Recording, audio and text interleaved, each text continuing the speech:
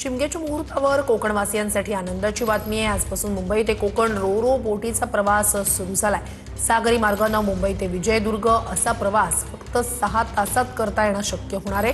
बंदरे विकास मंत्री नितेश राणे यांच्या हस्ते रो सेवेचा शुभारंभ झाला आणि यावेळी बा देवा महाराजा असं म्हणत नितेश राणे यांनी गारहाणही घातलंय।